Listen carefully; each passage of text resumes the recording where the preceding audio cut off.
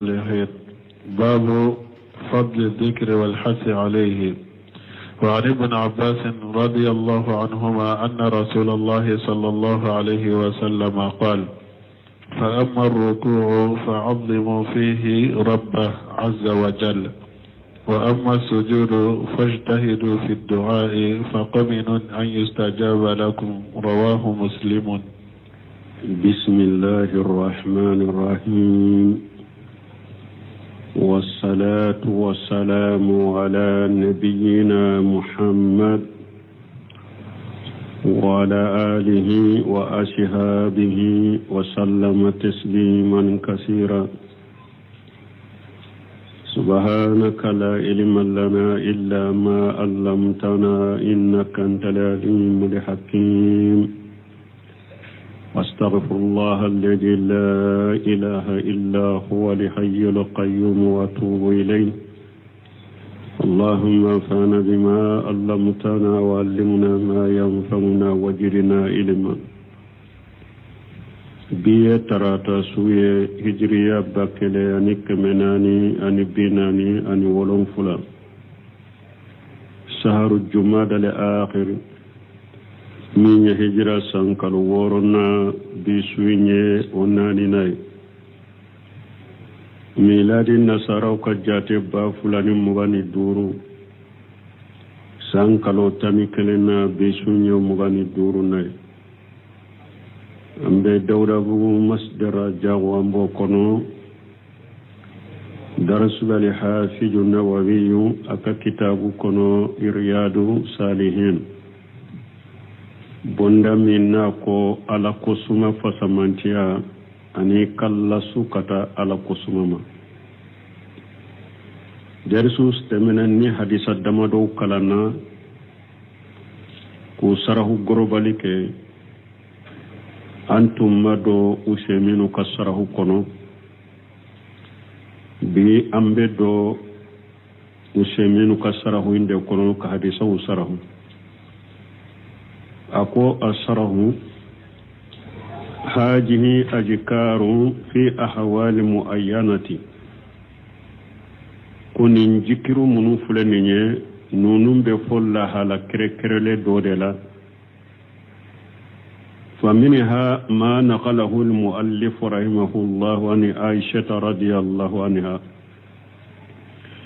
أبو ذكر لا منو نو بفول على كركرل دولا muallifu ye hadisa munun tanye abo hadisa yukono amba shetu ka hadisa la kaje kabwama anna an-nabiyya sallallahu alayhi wa sallam kana yukshiru an yaqula fi rukuhi wa sujudihi ko ciren tumba foka chaya akakumbele minala anaka sujudu سبحانك اللهم ربنا وبحمدك اللهم اغفر لي كوشن يبي علي اللهم يا الله أنتي على ني على كتانوي أنتي على إكايا فما وهذا بعد أن أنزل الله عليه cirenye nin duwawu fode ala kelen kofe ka jigaka ka juman jigaka ija jaa nasrullahi wal fathu wa raita an-nas yadkhuluna fi dini al-afwaja fasabbih bihamdi rabbika wastaghfir innahu kana tawwaba. ni soran jiginen kofe ciden kade ode ato ciden tumben nin do fo kacaya ni soran jignen ko fe aka subhanaka allahumma rabbana wa bihamdika allahumma ighfirli. wa hadhihi suratu hiya ajalu rasulullah sallallahu alaihi wasallam ni sora min fulen ni nin nana ka ciden ka sanga defo fa inna allaha na'ahu ila nafsihi bi annahu jaja nasrullah ala yeciden ka sanga fo yere koni alaka demen nana ma wal fatihu ani alaka foni faqad qaruba أجله كوتشيدن كاللجل سرننا كما فهم ذلك ابن عباس رضي الله عنهما كم ابن عباس يوفامو كبو سورين نتشكو ملك جي كبو فلابيما فإن ابن عباس رضي الله عنهما كان شغير السن ابن عباس تنيم مغي الشيطن قدو وكان عمر رضي الله عنه يهدره ما مجالس الرجال وكبار القوم عمر تللا ابن عباس ياسر الشي حتى وقدو عمر تنبي ناني تشيو أني مغكربو نا أنو وبين مجلس لا وبين يغني لا وغتي مياني ابن عباس بيتا وياسر الدمسان فقال بعضهم لما جاء يهدر عمر ابن عباس دون غيره جماعة دوكو مقرباو دون شكرباو دوكو كم منا أنك نغني يرو عمر بنا ابن عباس أتنا مغوري ابن عباس كسر ابن عباس دمسني فأراد أن يبين لهم رضي الله عنه فضل ابن عباس عمر لا يالا نيني كابن عباس كفس منشايرا شكربان نونونا مونيا تونيو برو بتانا يكنيو يرولا فقال لهم يوم من الأيام دون دولا عمر كو جماما ما تقولون في قوله تعالى إذا جاء نصر الله والفتح ورأيت الناس يدخلون في دين الله أفواجا فسبح بحمد ربك واستغفر إنه كان توابا ما مغني هذه السورة أقول ني سورة لا يموني ني ألاكو ني ألاك دمين نانيما أني فوني ني يمغوية ube grupu do dina kono iki tigi ala subhanallahi fo katanu ika ya fadeli ala ye tubu mina bagade abe mundo ni sora kakola qalu manaha jamain ko umaruma ukon ni sora lanyina manay munye annahu ijaja li fatuhu fasabbi bihamdi rabbika wastaghfiruhu ko Allah nyine de ko ala ko cide made ni foni nanima Allah subhanahu fo ikitige Allah tan ika ya fadeli do ko konni sura la nyine ode faqala umar ko ma taqulu ya ibn abbas akoy ibn abbas fana ebe mun foni sura ka kola ala ibn abbas ko أقول هذا أجل رسول الله صلى الله عليه وسلم أقول نبي من فون نسورة كولا نسورة يري كتشيدن كلا جالي دي فو كسايا فو نسورة نانا كتشيدن كسايا نكلا جالي دي فو نبو دي دون نسورة أن الله آتاه علامة وهي لفتح والنشر ni soran la nyine munya ala etama shedo de di chidema mi nye foni ni deme ija jaati ni otama shenna na o deme no foni nana faqad qaruba ajaluhu chiden kala jali surunyana nebe odo do ni sorala فقال عمر رضي الله عنه ما فهمت منها إلا ما فهمت أو عمر فنكو بن عباس ما أو أكون فنما فوي فامو سورينا فوي من فامو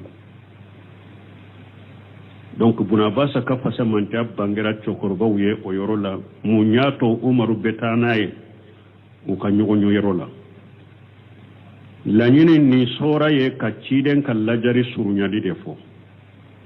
falihasiru lanyine anna fi hajil ayati abinni aya kono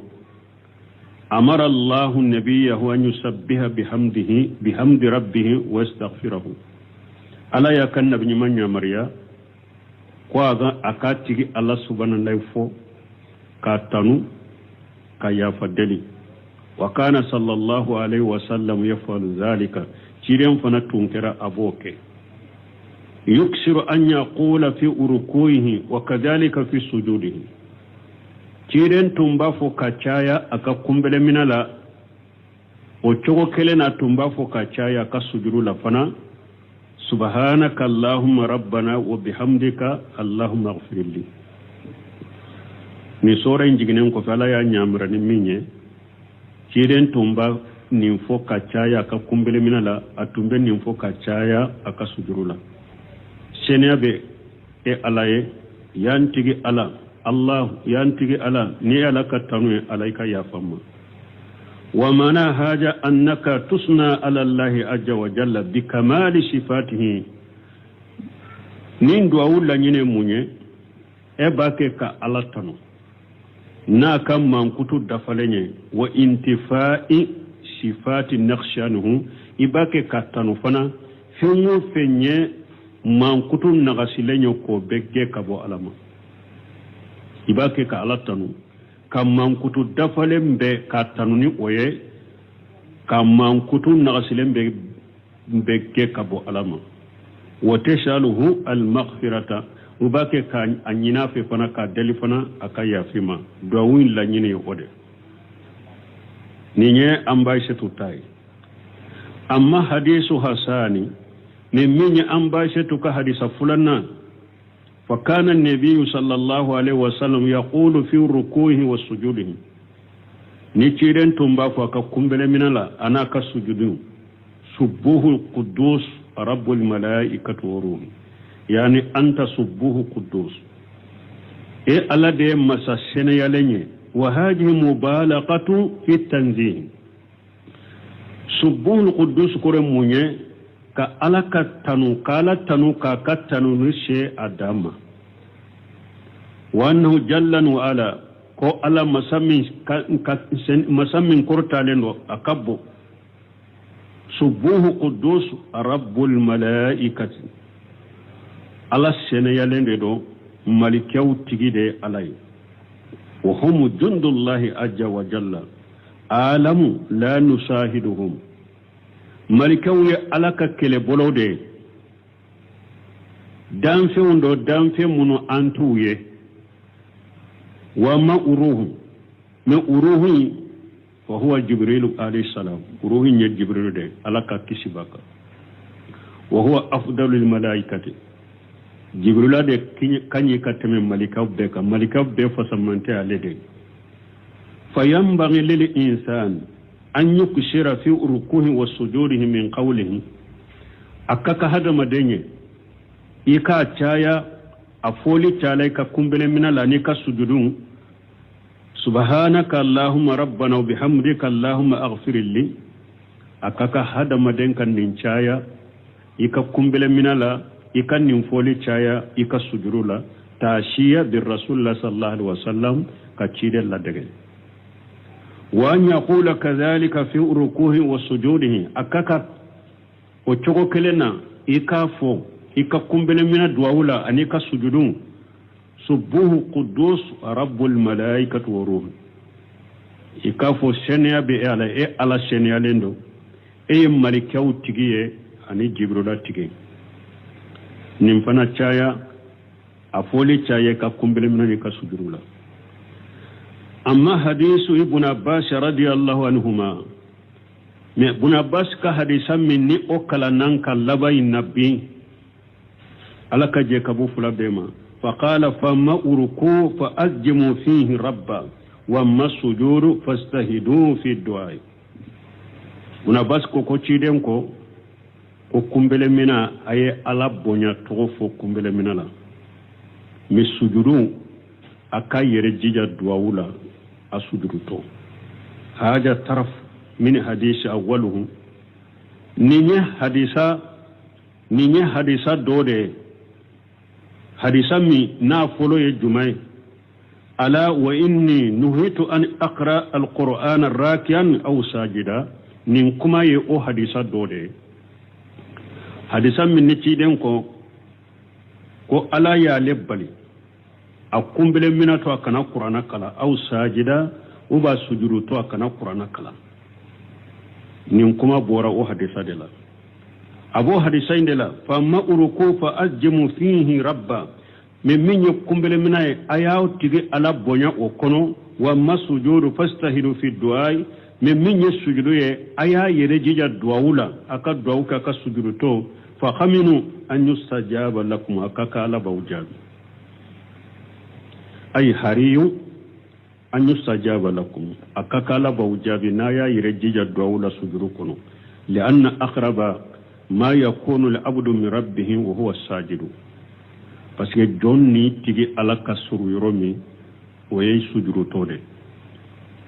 wa ruku kumbele mina la yazuzu li ahadi an yaqra al-qur'ana fihi ولا يجوز أن يقرأ القرآن وهو ساجد مغو كمبل مناتو أتدغى مغشية يكمبل مناتو يكا قرآن كلاكيتو كمبل منالا أتدغى مغوية يسجد تو يكا قرآن كلاكاتو نيبه سجرولا لكن له أن يدعو بالدعاء الذي يوافق القرآن مثل أن يقول مثلا من أبدغى mogo kumbele minato ika duawu fo duawu mi nani qur'ana duawu mi nye qur'ana aya ube duawu mi ni qur'ana aya bolendo ko fo ni duawu ngani kumbele minato dagaraye ko fo ni duawu ngani sujudito dagaraye misalila ربنا اغفر لنا جنوبنا وإسرافنا في أمرنا وثبت أقدامنا وانصرنا على القوم الكافرين adagara hada maden kan nin duawu fo ikumbele minato adagara kan non duawu fo isujudu to nin duawu fle ani qur'ana aya bolendo neema akala ni qur'ana kala nganyai e akala ni sujudu nganyade e akala ni duawu nganyade amma an yaqra alqur'ana fa huwa fahaja haram wa amma an yaqra alquran fa haja haram amma kadabwa kama ka qur'ana kala ikumbele minato kadabwa kama ka qur'ana kala ni qur'ana kala ngani isujudu to waye haramu yu haramu alayhi an yaqra wa huwa raki'un aw an yaqra wa huwa sajidu aharamu yara ikumbele minato ka qur'ana kala haramu yara ikumbele minato ka isujudu to ka qur'ana kala waye haramu na anya fo chokomi qur'ana aya minye duawye ni eyo de fo ikumbele minato ube yo fo isujudu to sujudu kono ni duawu nganya de ma fo ni kala nganya basiti kawla misalila rabbana atina fid dunya hasanata wa fil akhirati hasanata wa qina azaban nar ni nya qur'ana aya de mais ni en fo isujudu to e ma fo ni qur'ana kala nganya iya fo ni duawu nganya de fentila ni en fo kumbula minato e ya fo ni duawu nganya de fentila ربنا لا تجو قلوبنا بعد إذ هديتنا وهب لنا من لدنك رحمة إنك أنت الوهاب قرآن آية دفلني دعوة دو ni sujudu to yenni aya kala mema kala ni qur'an aya kala nganyai e ya kala ni duwa nganya de fentila me ni ya kala ni qur'an kala nganya de haramu do ibole kanate aw ruku lahu ta'zim يؤجم ربه سبحان رب العظيم كمبل منا بونيا لبا كونو نيبي الله بونيا نويه ويجمع نموي كمبل منا نيتيدن كو مي كمبل منا اي الله بونيا كونو ولا بونيا جمع سبحان ربي العظيم يبودي في كمبل منا تو سبحان ربي العظيم سبحان الملك القدوس وما أصبح ذلك ikumbele minato ninya ala bonyade be nin fo ikumbele minato senya bentigi ala e masammin kabbo senya bentigi ala e masammin nyem marali kelaye na senya lendo ani nunu na nyono nunu ya ala bonyato ye nunu be fo ikumbele minato fi sujudi yaqulu subhana rabbiyal a'la isujudu to iba fo senya be ala e ala min korta lendo سبحانك اللهم ربنا وبحمدك اللهم اغفر لي isujudu to benin fana fo subhana rabbiyal a'la subhanaka allahumma rabbana bihamdika allahumma ighfirli isujudu to benin fo o yedowa ibe du'a uke o yaksiru min ad-du'a ibe du'a wuchaya isujudu to fa khaminu an yustajaba lahu akaka ala bi jabi ay hariyun an yustajaba lahu akaka ala bi jabi isujudu to ni du'a uke وفقنا الله وإياكم لما يحبه ويرضاه على كان نبي أني أو على كان بفن مي ni akadi alaye ni ala be jenay wala munasaba silama be jamana kono jamana kofe anka jamana be ko mununna aw sujudu to akad duawu ako caya ka duawu ke jamana be degum ni fitina ni balaw mununa ala ba boala chogomi akaka ala bawjabi sujudu kono nana silama be jamana kono nana anyefela be isujudu to be se ka duawu min ke nin jamana ye ika duawu kae jamana be degum mununa be fitina mununa be la jarabi mununa ala ba boala chogomi parce que ciden de ko jonni ala ka suru sujudu tole akwa sujudu to aye duawu chaya ya ire jija ka duawu chaya akaka ala bawjabi وعن أبي هريرة رضي الله عنه أن رسول الله صلى الله عليه وسلم قال أقرب ما يكون العبد من ربه وهو ساجد فأكثروا دعاء رواه مسلم وعنه أن رسول الله صلى الله عليه وسلم كان يقول في سجوده اللهم اغفر لي ذنبي كله دقه وجله وأوله وآخره وعلانيته وسره رواه مسلم. وأن أبي هريرة رضي الله عنه أرسمنا أبي هريرة ملك الجكبوما أن رسول الله صلى الله عليه وسلم ko alaka cira alaka tanuna kisibaka qala aqrabu ma yakunu al-abdu min rabbih wa huwa sajidu fa aksiru du'a rawahu muslim ciden ko jo isallito ini alaka suru yoromi o yisujudu tode ayeddo wucha ya sujudu kono muslimu yabo وأنه كارثنا بهرتما أن رسول الله صلى الله عليه وسلم كان يقول في سجوده أبو هريرة قال كثيرا تنباف وكسجد كنو اللهم أغفر لي جنبي كله على إكينك الجنوب بيا فني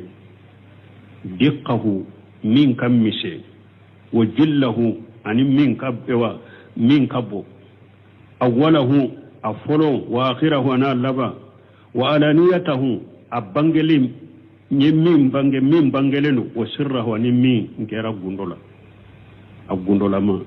يكابد يافني رواه مسلم أصره هاجان الحديثان في بيان الدعاء وأذكار مخصوصة ni hadisa min fulani ne hadisa fula min fulani ne duawu bangelela ani jikru krekrelun folila yoro dola ذكرها المؤلف رحمه الله في باب فضل الدعاء مؤلف ينونو فو دعاء فسمانتيا بوندا كونو فمنها حديث أبي هريرة رضي الله عنها والدعاء أبي هريرة كحديث بولا لك جيك بواما أن النبي صلى الله عليه وسلم قال كون نبي مالك تنونا كسباك كو أخرب ما يكون العبد من ربه وهو الساجد ko jonni atigi alaka suru yoromi o ya sujudu tode wazalika ofule li anna li insana ija sajada parce hada madem fule ni sujudu ke fa innahu yada asrafa ma bihi min al adai fi amakin wadi al aqdam allati tataw bil aqdam hada madem fule ni sujudu ke ika yoro min koro talendo kateme fari koro yoro beka i bode jigi ko bila i sheunda yoro la woye munye nyeda te hada maden jole kunkulo de be yoro be sanfe me ibo majigi fo kana oda i sen fula dan yoro la i sen fula be jo yoro mi ubo o majigi fo kana oda i sen fula jo yoro la wakajalika uchoko kele na aida yadaw ala ma fi jasadihi ifari kolo yoro min koro talendo ibo fana bila hija adina ma fi jasadihi ifari koro yoro min majigilendo ifari koro yoro koro tale ibu bila ifari koro yoro majigine nyetilela ayen nin ko fula famu ifari koro yoro min kabo obi bila seyon fula jo yoro la ikunkolo kele fulana ifari koro ka yoro ewa ifari koro ka yoro koro tale mfana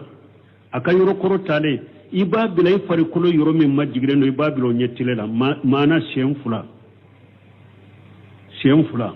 nye dawu bedda ka bila shen fula nyetile de la wode ya to yini jon kasu jonni ala kasuru ni yoro la yani anna wajahu ala ma fi jasadihi lanyin hada maden kan nyew wode yi fari kolo yoro koro talenye wa khadamayhi adina ma fi jasadihi iksen farafula iyo ifari kolo hada maden ka fari kolo yoro majiglenyi sen farafula de ode be duguma katema beka hada maden nyew nyeda nyede be ifari kolo be sanfe sen fula de be fari kolo be duguma fayadawhuma fi mustawa wahidin quduwan wa tajallula donc ni yoro fula ifari kolo ka yoro koro tale ani fari kolo ka yoro majigle ibu bebila yoro kele ibinu bebila yoro kele nyogo nyetelela yere majigin ani yere dogoya alaye watawaddu lillahi azza wa jalla ani ti yere majigi alaye wali haja ninde koso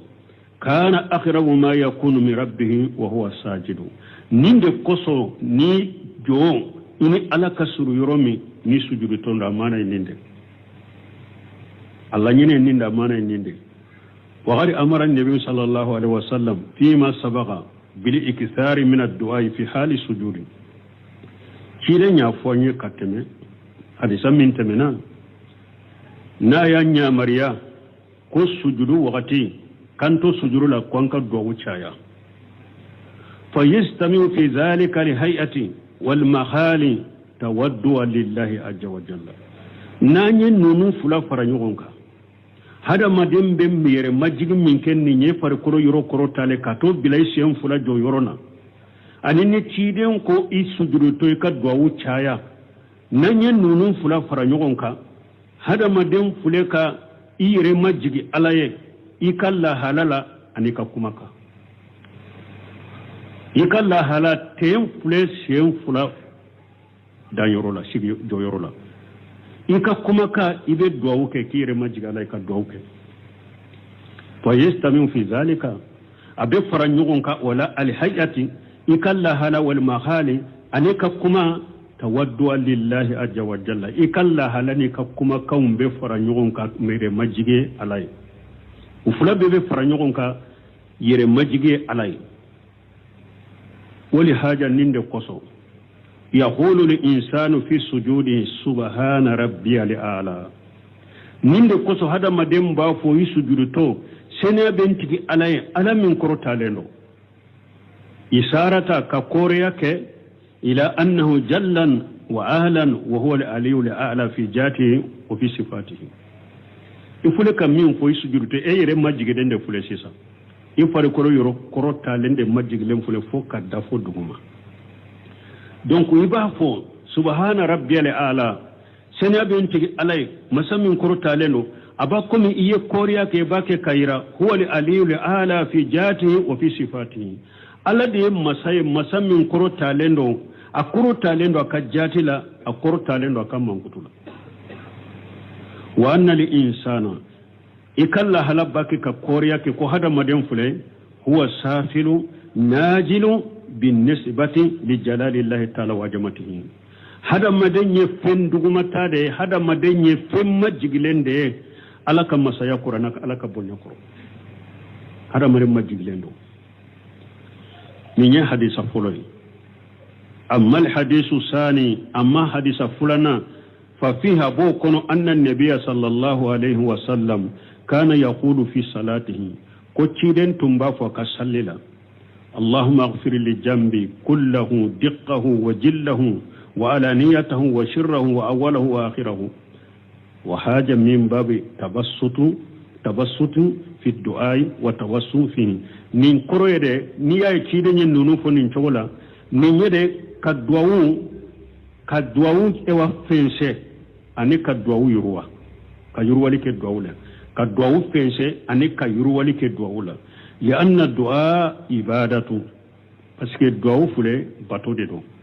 fa kullama karrarahu li insan ajdadan ibadatan lillahi azza wa jalla ni hada madin sagira dwawula abe komi ibake ki ka bato de ala bato de jiri ni bake ka sagi dwawula o bake ka ika alabato de jidi summa innahu kufi hada made fi takririhi haja yastahdiru junuba kullaha sirran wa alaniyata o kufi hada made ni bake ka sagi nin kanin chola ika junubu ika junubu ke iba bebili inya koro agundolama ani min bangalendo abe ko mi baki ki ka junubu bebili nya koroni hada maden sagira nin do wula ka salli kono abe ko mi baki ki ka junubu ke ka bebili nya koro mi nya gundola mana abangali wa kadhalika ma aghfahu abo chogola iye min do yi junubu min do ibake ka bebili nya koro wa kadhalika diquhu wa jilluhu abo chola min kamishe ani min kabu min kacha wa hadhihi hiya alhikmatu ninde hikmani kodonye fi anna an-nabiy sallallahu alaihi wasallam kun nabiyyu malaka tanuna kishibaka fasala bada al-ijmal cidenye duawun nunu ayu faranfansha akelen ko fe ko faranyugonka ku gorobali fo ananu faranfansha fo fayambaghi lil insani akaka hada madanya ayu gorobali fo kasage kanu faranfansha kure munye اللهم اغفر لي جنبي كله نيا غروبالي فولي دي كله من غروبالي فولي اساغرا كان بفران فانساني دقه وجله ولانيته وسره واوله واخره ورياتو تشيدني غروبالي فو او كوفي كاساغي كانوا فران فانساني فينبغي للانسان akaka hada madenye anya harisa alali adiyatil waridati anir rasul sallallahu alaihi wasallam akaka hada madenye ka korto duawu munu sabatira ciden bolona na chogo mi fufo o chogo la ika sallula lianna ajma du'a wa anfa du'a parce que duawu ulu de duawu nu ye hera be faranyogonka ulu ye duawu fana duawu munu nafaleno duawu munu sabatira ciden bolo akaga hada madenki ka duawu ke ulude parce que ulude ye duawu ye nu ye hera be faranyogonka ulude ye duawu ye nu nafaleno وفقنا الله وإياكم لما فيه الخير والصلاح نقول بنو سمنا رحمه الله يدعوك ألك وفقنا الله وإياكم ألك ألك لما فيه الخير والصلاح هرب منا نمن منا ألك أمة وأن عائشة رضي الله عنها قالت افتقدت النبي صلى الله عليه وسلم ذات ليلة فتحسست فإذا هو راكع أو ساجد يقول سبحانك وبحمدك لا إله إلا أنت وفي رواية فوقعت يدي على باطن قدميه وهو في المسجد وهما منصوبتان وهو يقول اللهم إني أعوذ بك برضاك من سخطك وبمعافاتك من عقوبتك وأعوذ بك منك لا أحصي ثناء عليك أنت كما أثنيت على نفسك رواه مسلم. وعن سعد بن أبي وقاص رضي الله عنه قال كنا عند رسول الله صلى الله عليه وسلم فقال أيعجز أحدكم أن يكسب في كل يوم 1000 حسنة؟ فسأله سائل من جلسائه كيف يكسب 1000 حسنة؟ قال يسبح 100 تسبيحة فيكتب له 1000 حسنة أو يحط عنه 1000 خطيئة. رواه مسلم. قال الحميدي هكذا هو في كتاب مسلم أو يحط. قال البرقاني ورواه شعبة وأبو عوانة ويحيى القطان عن موسى الذي رواه مسلم من جهته فقالوا ويحط بغير 1000. وعن أبي ذر رضي الله عنه أن رسول الله صلى الله عليه وسلم قال يصبح على كل سلام من أحدكم صدقة فكل تسبيحة صدقة وكل تحميدة صدقة وكل تهليلة صدقة وكل تكبيرة صدقة وأمر بالمعروف صدقة ونهي عن المنكر صدقة ويجزئ من ذلك ركعتان يركعهما من الضحى. رواه مسلم. وأن عائشة رضي الله عنها قد سمعنا أنبا عائشة مالك جكبواما قالت أنبا عائشة كو افتقديت النبي صلى الله عليه وسلم جات صلى الله عليه وسلم جات الليلة فتحسست ko su dola ko ale macidenye ko ale ye cidenye ne o ya sura dom ciden sira an ba shetu fe ciden wulila ka dom misiri de kono ka salli an ba shetu ma bo kalama tuma ma ye ciden nyina kirefe ma ye a wulila ka nyini parce que cide aka muso bela tumba ba shetu de fe katema beka o cogo kelen na an ba shetu fana tumbe ciden fe ciden wulila kirefa ma ta yorodo a fana ma se ka da a wulila ka ɲini a kana sɔrɔ fen do kana ta ciden sɔrɔ parce que a bɛ ciden fɛ kojugu a wulila ka ɲini fa yi jahu arakiu aw sajidu o ko ale ka ciden ɲini ko ale bɛ min kalama ye ciden sɔrɔ a kunbele mina to ou bien a sujudu to yaqulu a b'a kɛ k'a fɔ subhanaka wa bihamdika la ilaha illa anta a y'a sɔrɔ kunbele mina to ou bien a sujudu to a b'a kɛ ka nun duwawu fɔ a ka salli la sɛnɛya bɛ e ala ye ni tanu ye bato fɛn si tɛ min ka bato tiɲɛ ni ala kelen pewu tɛ o fi riwayati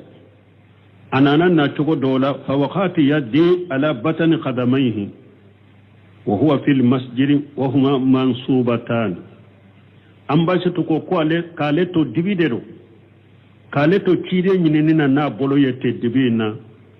ko ale tege fara tara bila ciden sen fara fulaka o ya sora sen fara fula jolendo asujudu to abe sujudu la sen fara fula jole ale bolo tara da uka uno semino bena fo sarahula ninde koso doni ke baga munun ko niye sujudu ke ko sen fara fula iku ewa unoro nyogo nade u delila yeninde ko tege fara kele wote ta da sen fara fula ka abara nyogon fe fo unoro le ne tumbe nyogon ko ale sen bolo fara ko tara bila ciden ka sen fara fula ka sujudu to sen fara fula jole wa huwa yaqulu ciden bake kafo Allahumma inni a'udhu bika biridaka min shaghtika ala mbi itanga nyini ni ka jenye ikin kisi ikadimima obi mu'afatika min uqubatika mbi tanga nyini ni ka yafaye ikal lafiya ikil lafiya kabo junubuma min uqubatika ibi ikil lafiya kabo junubuma mbi tanga nyini ni ka lafiya kabo junubuma ika janga katama ikin kishika janga katama wa ujubdika minka ewa mbetanga nyini ni alaye la uhushi sana aleka nete seka tanunit ewa jate kasha damma kade anta kama asmaita la nafsika parce que yalla be ko mi ay alay yeretanu nete seka etanu kasha damma de parce que e alay yeretanu kaba arwahu muslim nimbo wani sa'd ibn abi waqas radiyallahu anhu karisa min sa'd ibn abi waqas malaka je kabwama qala kunna inda rasulillahi sallallahu alayhi wa sallam faqala ko ulutum be ciden fe alaka tanuna kishiba ka ciden ko aya ajeju ahadukum an yaksiba fi kulli yawmi alf hasanati akuyala aw dola kelembe deseba dongodo ikabara nyuma bakelenke adola kelembe desola wa dongodo ikanyuma bakelenke fasalahu sa'ilu min julasayihi nyinen kali baga do ye ciden nyinen ka akashigi nyugula kayfa yakshibu alf hasanati ko ciden hada madin be seka nyumam bakelenke chogodi qala ciden ko yusabbihu mi'ata tasbihati fayuktabu lahu alf hasanati akon ni subhanallahi keme fo ni ala subhanallahi fo sinya keme ala be nyumam bakele sabiye aw yuhattu anhu alf qatiyati ule ala be junubu bakele ala bo obi ko touché ka boy ka junubu la rawahu muslim yabo qala al-humaydi kaja huwa fi kitab muslim humaydi ko abe muslimu ko ne ka kitabu kono nin chogodala aw yuhattu ka alifunke qala barqani ورواه صعبة وابو أوانة ويحيى القطان برخانيكو أكو صعبة يحديثي ما فلاني أبو أوانة أن يحيى القطان أن موسى الذي أرواه مسلم من جهته كاريسي من أكبو موسى لا موسى مني مسلم يحديثين ويني أفاني فقالوا لكو ويحط بغير أليف ko ala bi ka junubu bi mana alifu make kake au o make mana ni hada mademmi ni ala subhanahu wa ta'ala keme ala be baraji nyuman ba kele sabiye o yu hattu ala be junubu ba kele fana bi ka boy ka junubu la uluma alifu nati wa nabi jari radiyallahu anhu kadisa min nabi jari malaka je kabama أن رسول الله صلى الله عليه وسلم قال كو ألك تشير لك ترونا كشبك كو يصبح على كل سلام من أحدكم صدقة تشيدن كو ندوغو جيرا مغو كلن كلن إيكا كولو تغودا بيلا أبكا سرغتي بيكا سغما إيكا كولو تغودا بيكا سرغتي بو كولو تغودا كمي سباني بي ورو دي بي هذا مدين كلن sogoma cidon ko saragati beka mi saragati bo cugo dumando yala na folo bode dawa ayi fa kullu tasbihati sadaqatu ni dugu jera hada madembe subhanallahi fo abe sadaqa wa kullu tahmidati sadaqatu ni dugu jera hada madembe alhamdulillah fo abe sadaqati wa kullu tahlilati sadaqatu hada madembe la ilaha illa allah min fo sargati bodo wa kullu takbirati sadaqatu hada madembe allahu akbar fo sargati bodo wa amru bil ma'ruf sadaqatu kam wonya marani nyumaye sargati bodo wa nahyu anil munkari sadaqatu kam wobbali ko jugu kelila ko koni ko sargati dodo wa yuju min zalika me fendo be niyo oke obi wasaka bonni bela ويجمع أركاتان يركوهما من الدعاء أركان فلا ولا وقتي ني أركان فلا صلي دروا بنا بكمي كقول تقدين بسرعة بورا وبوسك بني بلا ولا وقتي كأركان فلا صلي أرواه مسلم يحدثين بو ولا حدثين صراه تسكافو ونسمنو كسره أنت سكاد ولا وقتي سرا ni alay der sura iranna insha Allah annado useminu kasarahu kono subhanaka allahumma rabbana bihamdika ashhadu an la ilaha illa anta astaghfiruka wa atubu ilayk